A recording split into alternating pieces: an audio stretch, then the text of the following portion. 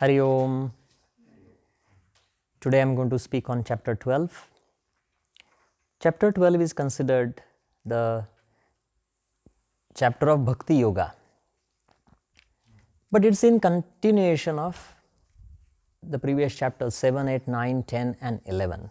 If you remember the chapter 10 and 11, the 11th is the Vishwarupa Darshan, the cosmic form of the Paramatma, the divine. And that form is really not a kind and compassionate dimension for Arjuna or for our human consciousness. That form is infinite.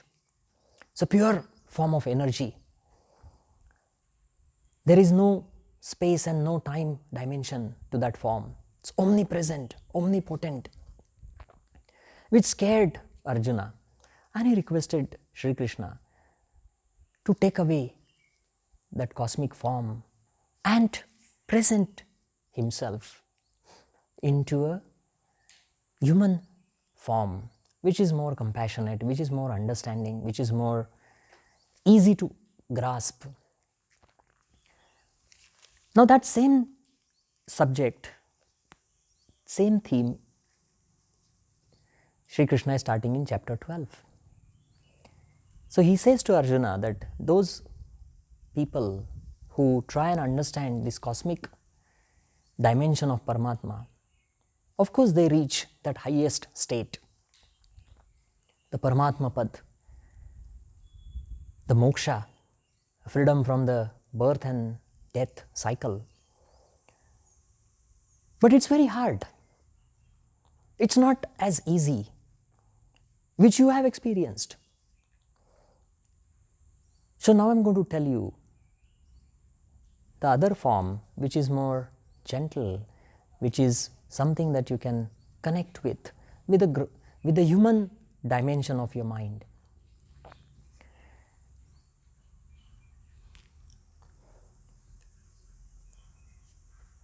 Arjuna asks why it is difficult. The Sri Krishna's answer is again simple. He says because the Atma is contained in the human form. That human body becomes easier for the Atma to understand. And for you to evolve,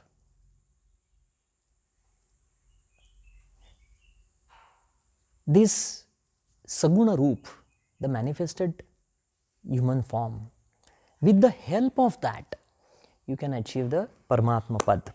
So how to achieve it? Sri Krishna has given 4 options, but these options are coming from the previous chapters. The first option, Sri Krishna says that the Mana and Buddhi, the mind and the intellect, bring it to that cosmic dimension. This subject we have discussed in chapter 2, Sthita Prajna, the absolute control of mind, balancing the intellect.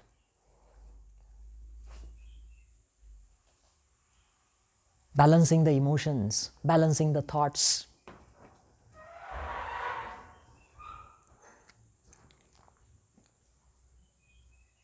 So this is the first option he tells Arjuna that he can practice to reach this moksha and cosmic dimension. The second option that Sri Krishna says is the chapter 6, the path of Ashtanga Yoga. Of course, Sri Krishna, when he lived, it was probably 5,000 years ago. Patanjali's Ashtanga Yoga was discussed by Patanjali 2,500 years ago. But the similar path that Sri Krishna has discussed in chapter 6, the Dhyana Yoga, practicing strict yoga lifestyle, trying to harmonize the body and mind, following yamas and niyamas, asanas, pranayam, asana, pranayam, meditation, and then with that dimension realizing the true nature of the consciousness, That is the second option Sri Krishna tells Arjuna. The third option, Sri Krishna says, is connected with chapters 7, 8, 9. With this state of Atmadnyan, or this self-realization, you start performing your actions as yajna, that is, offering it to the divine dimension. So why I am doing this karma? To give back, to restore that balance in the nature, offering it to the Paramatma as a part of my duty, as a part of my role. And the last path Sri Krishna talks about is renunciation of the fruit of my actions. And in fact, if you see all these first three paths, they also take you to the same state. Renunciation of your attachments, giving up your fruits of your action and offering it to the cosmic. So if you look at these four options, Sri Krishna says to Arjuna, the starting point is start controlling your sensory organs, control your mind, balance your intellect, and through that you will realize yourself, Atmadnyan. And through that Atmadnyan, you will understand the importance of the creation. Then you will establish relations with every object, that Vishwadnyan, that Vidnyan. And then through that, you will learn to give up the attachment to the fruit. And that is the most important, because that non-attachment will bring you absolute peace, and that will take you to that highest state of moksha. And this is the subject of chapter 12. If you do that, what will happen? Sri Krishna has given the ideal personality of this yogi who has achieved this highest level. Bhakta is that person who has achieved that oneness with the cosmic dimension. So now how is this personality? But before we go to this Bhagavad Gita personality, I just want to bring in some interesting points to you. In psychology, there are a lot of personality theories, and these personality theories have actually tried to analyze what are the reasons for our mental disorders. Personality, abnormal personality, too much anxiety, abnormal personality, mental problem, too much anger, abnormal personality. Interesting thing is, if you really look at these criterias in the field of psychiatry and psychology, they have discovered lots and lots of mental disorders. There are these criteria called Diagnostic and Statistical Manual of Mental Disorders, version 4, version 5, DSM-4, DSM-5, published by American Psychiatric Association, which is used all over the world by psychiatrists and psychologists.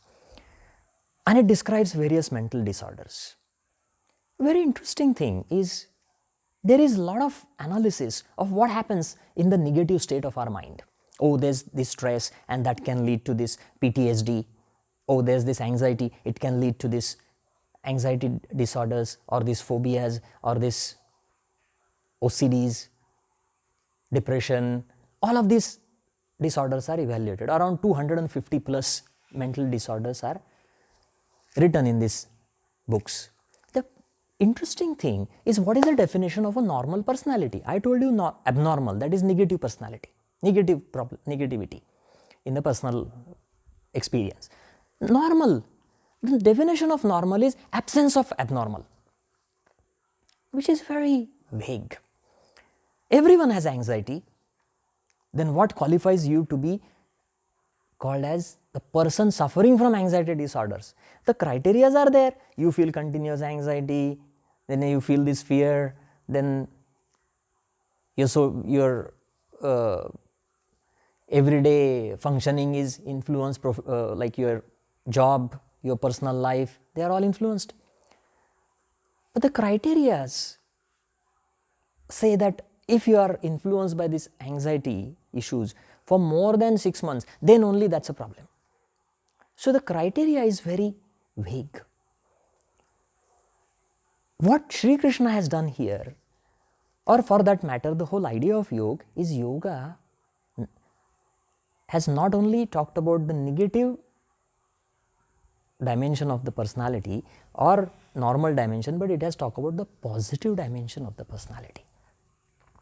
What is that positive dimension that one needs to try and achieve? And if you see this chapter 12 description of Bhakta, it's nothing but a positive personality. And in that positive personality, a lot of qualities Sri Krishna has given. I told you that the Saguna dimension, the manifested human form of divine, of Sri Krishna, is what Arjuna wanted. But Sri Krishna has elaborated that form, and he says that form, that human dimension that you need to worship or you need to focus on or you need to try and copy it, is actually a personality with qualities. In our history of mankind, we always have worshipped people, our great masters. You have a statue of Buddha. What are you actually doing when you look at the statue? You are worshipping his qualities.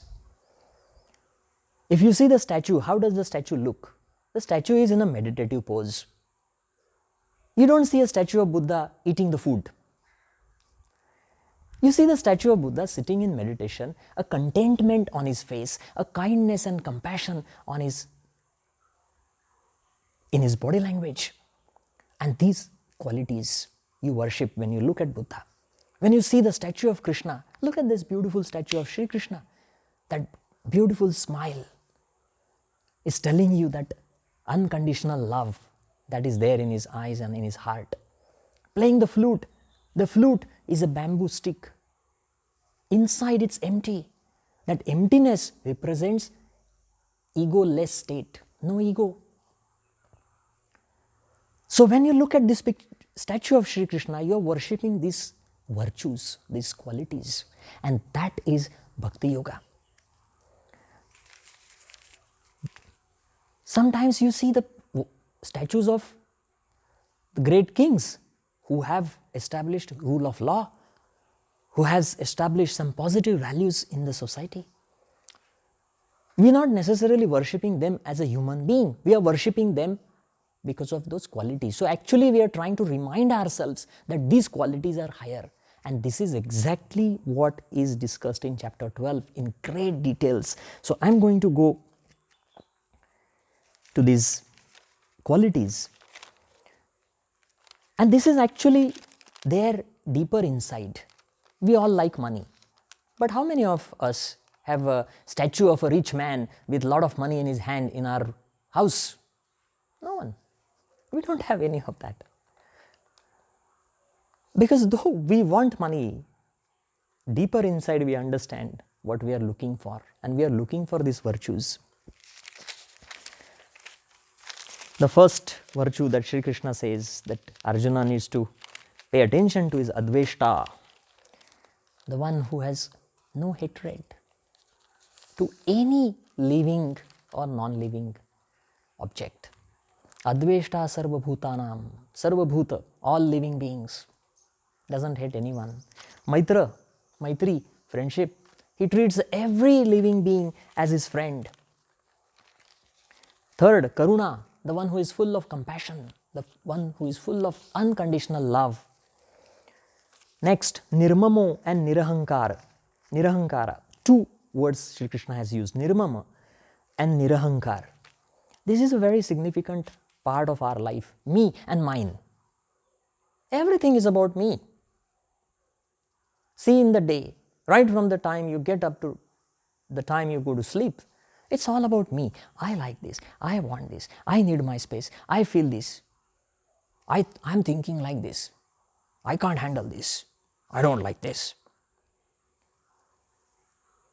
This I is a very big force in us.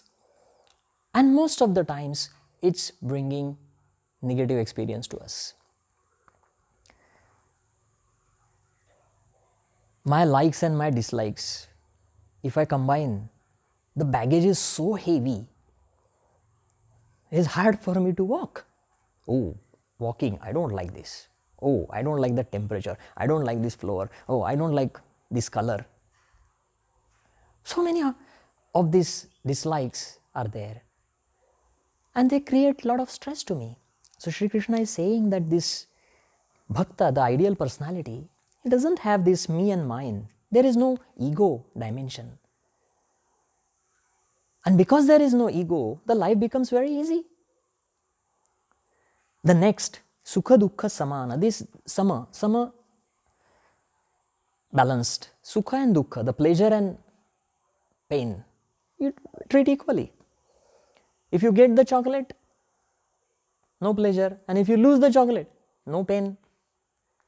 Balanced. This we discussed in chapter 2, Sthita Prajna, same thing. Then Kshamavan, Kshami, the one who is forgiving. Easily one can forgive and move on. It's hard for us to move on. People wait for years for someone to say sorry. And the other person also doesn't say sorry for years and years and years. Relationships break because of this little thing. No forgiveness. No, why should I? Of course, it's connected with ego. But the one who is bhakta, the ideal personality, he is very forgiving. Next one, sada santushta, always content. Santushta, contentment. Whatever he has, whatever he doesn't, content. Sanyami, restrained, self-restrained. The one who has control over thoughts, emotions and actions. Sanyam, control, restrain. It's not suppression.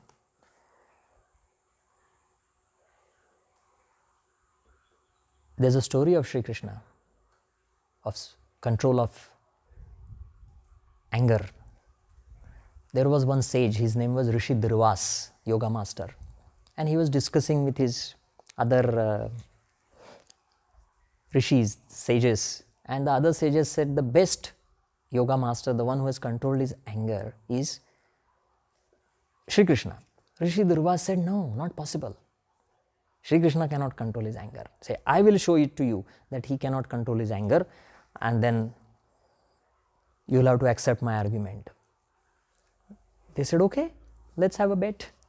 So Durvas came to Sri Krishna's kingdom, and he decided that he'll do everything that will make Sri Krishna angry. Came in the gate of the kingdom, demanded Sri Krishna should walk barefoot, worship him there, and then take him. He thought that Sri Krishna would get angry. But no, he didn't get angry. He came there barefoot, touched his feet, offered him all the respect, took him. Durvasa was surprised. He's not getting angry still? Okay. He said, I want your room. You stay outside. I will stay in your room. You and your wife go out. Sri Krishna said, why not? It's my good fortune that you're going to bless my room. Durvasa was surprised. So Durvasa kept doing these little things every day. And Sri Krishna was not angry at all. One final day, Durvasa said, now the only last resort I have is, I'll make Sri Krishna pull the chariot instead of a horse doing the job. And I'll ask him to bring his wife also. So let's see. I think this will make him angry. He did that, but interestingly, Sri Krishna did not object to this plan. So he asked his wife, he said, it's our, we are lucky to have this opportunity. They started pulling the chariot, but it was very hot like this. And his wife, halfway in the journey, she fainted. She fell down. When she fell down, Durvasa got scared. He said, what have I done? I think now I am in trouble. Now Sri Krishna is going to punish me. So he started running. Durvasa started running. Sri Krishna started following him, said, "What happened, Master? Did I make any mistake? I apologize on behalf of my wife." And then Durvasa felt so bad and guilty. Why did he test Sri Krishna's restraint? So he apologized to Sri Krishna and said, "There is no one like you who has mastered and who has restrained his emotions. So I am giving all of my tapa energy to you, and that will protect you." So Sri Krishna received blessings from Durvasa. It's a part of the story. And his whole body was made as strong as Vajra, like a invisible armor around him. It's a story, it's a part of story. But that shows that restraint. The next is Drudha Nishchay, strength to our resolve. It's a basic problem of our life. We don't stick to our own promise. We decide, I'm going to start exercising. When? A big problem. Tomorrow. And that tomorrow never comes. And if that tomorrow is Friday, then we say, why Friday? I'll start on Monday. If that Monday falls on 25th of the month, then you say, why 25th? I'll start in the next month. And if that month is December, then you say, why not wait 1st January? 1st January is always there. Every year it comes. So if I miss this year, no problem. There's a 1st January next year. If you look at the resolve of Buddha, he made a resolve that he will walk this path of spiritual teachings, spreading these beautiful ideas of how to live life, how strong his resolve was. He did not change after 3 months. We in our society, everywhere we keep changing. I start some job, and then after a few months I say, I don't know if this is the right thing for me. Then the relationships also, people say, I don't know if this is the right relations for me. I don't know if this is the right country for me to stay. Yoga, many people come to yoga. After 2 months, they leave yoga. Some people stick with yoga, but after 6 months, they say, no, I need to do another teacher training. After 2 years, they change into some other thing. That's why there's so many styles of yoga. No? So Drudha Nishchay is a quality. Once you make a resolve, you stick with it.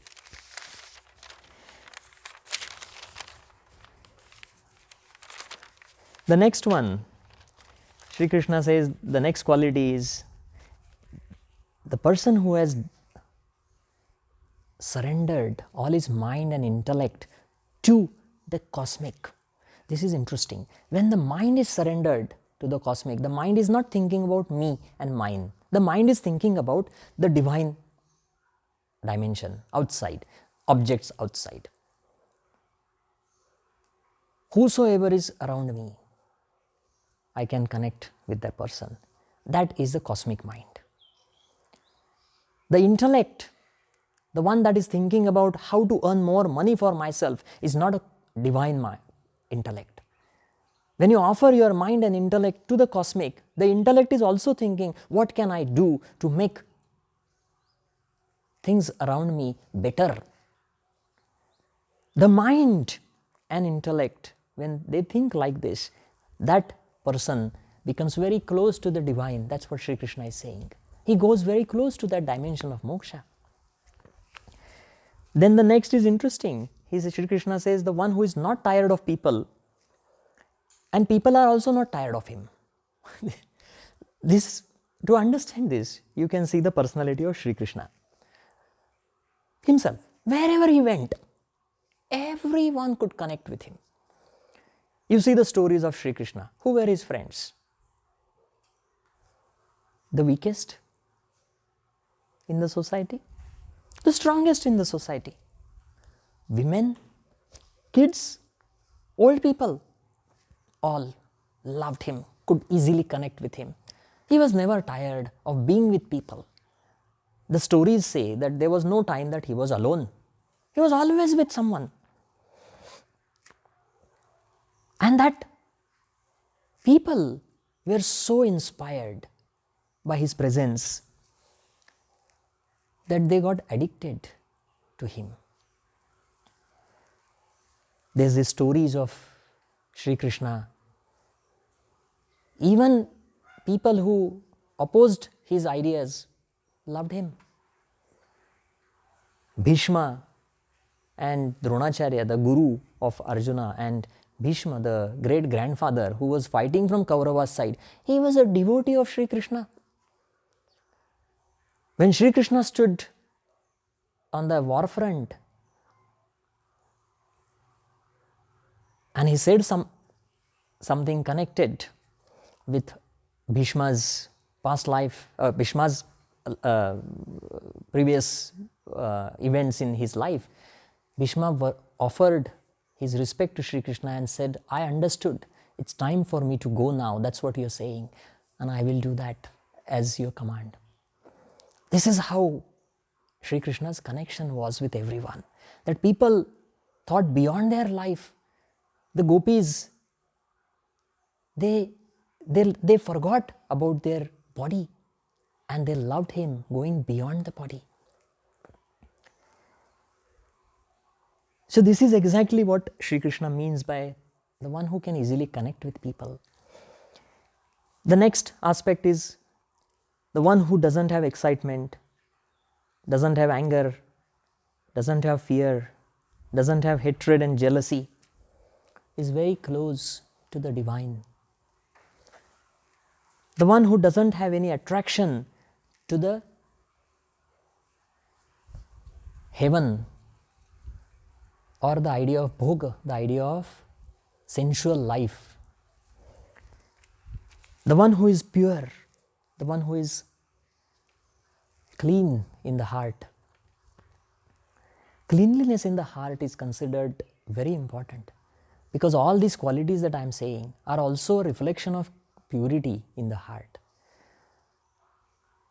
Sri Krishna has said, Yoginah karma kuruvanti sangam tyaktva atma shuddhaye. In chapter 6 he says, the yogis do their karmas for being non-attached and purifying their heart. So purification of heart is undoubtedly one of the most important qualities. And our idea of our actions and karmas and life duties that we are doing, we should also aim in this way so that we can have all of the other qualities that I am discussing. Then he is saying something more interesting. He says Daksha. Daksha is someone who is very aware of the present moment, which is missing in our day-to-day life today. When I am sitting here, I am thinking of future and I am worried. When I am sitting here, I am thinking of the past and I am feeling angry and I am feeling guilty and I am feeling sad. Oh, why this happened? Oh, why did I lose this? Oh, I could have done it differently. Oh, why this person had to face these bad things. Oh, I could have said this good thing to that person, but now he's dead. Look, I am in the past, I am in the future. What about the present? When I am sitting, I am not even aware that I may be hurting someone's feelings just by sitting, just by the way I am talking, just by the way I am smiling. I don't have any awareness. It's just not about awareness of others. We don't even have awareness of our own self. When I am sitting, next day I develop back pain and I say, oh, it must be because I was sitting very wrongly yesterday. What it means? I didn't have any awareness yesterday. Sri Krishna says the yogi, the ideal personality, the bhakta, is the one who has this awareness, the one who is udasina, neutral when it comes to reactions, sakshi bhav, mindfulness. The idea of mindfulness that people talk about these days, they just think mindfulness is about stress management. Mindfulness is about successful, career and life, because if I am mindful, then I will be successful. No, mindfulness is a great quality. It means that you have developed that neutrality. every situation or any situation. Then Sarvarambha Parityagi, the one who does not initiate the Kamya Karma, the actions that lead to desires. This is significant. We initiate an action that can trigger desires. I am walking on the street where there are lots of sweet shops. The yogi will not walk on that path. Say no, forget it. Rushyati, the one who is not excited by pleasure, the one who is not affected by hatred, the one who is not feeling guilty, or the one who doesn't have regrets, the one who has no desires, and he rejects good and bad equally. This good and bad equally he's explained it further. The one who has equality to his enemy and friend. An enemy and a friend is in front. Yogi looks at him with equality. Someone criticizes him, someone praises him, he is equal. Someone gives him respect, someone insults him, he is equal. There is cold and hot, he is equal to both. There is pleasure, joy, or there is pain and suffering, he is equal to both. The next quality he talks about is Aniket, the one who has no attraction, no attachment, not attraction, no attachment to the family life, or the pride, or that social life which gives you a lot of respect and all of that. There is no attachment with anything. Sthiramati, the one whose intellect is balanced, always contained, the one who does not talk too much. Mitabhashi, Mauni, Mauna, the one who is following silence most of the times. Now if you look at these qualities, we all understand these qualities. It's not new for us. We know these qualities as virtues. There's a lot of confusion about temples and churches and all these places of worship. People think that bhakti yoga or the path of devotion can only be followed if you go to temple. But understand why do you go to a temple or a place of worship? The only reason you go to the temple is to worship these virtues. Because in that temple or the place of worship there is an idol. You go to a temple of Sri Krishna, there is an idol, Sri Krishna. What is he showing us? He's just representing these qualities. So I go there, I don't think about my desires and my ego, but I am thinking about the qualities. So I am meditating on those qualities. When I go there, there are some interesting things in every place of worship all over the world. First, it's decorated. It's decorated with beautiful colors, nice lights to catch your eyes. So your eyes are concentrating on that object. Then there is some nice incense sticks. So your nose, the other smell, the other sensory organ is also hooked up there. Then there is some little food that we say it's a food from the divine. In Sanskrit it's called prasad, but in some other places holy food, it's offered there, tongue. Then there is some chanting for your ears. And what are you chanting? You're chanting, say bhajans, kirtans, or say prayers. What are the prayers saying? The prayers are discussing these qualities of this divine. So when you go to a temple or a worship place, you are not doing anything other than worshipping the virtues. This is chapter 12. So I'm going to stop here with the chapter 12. Hari Om.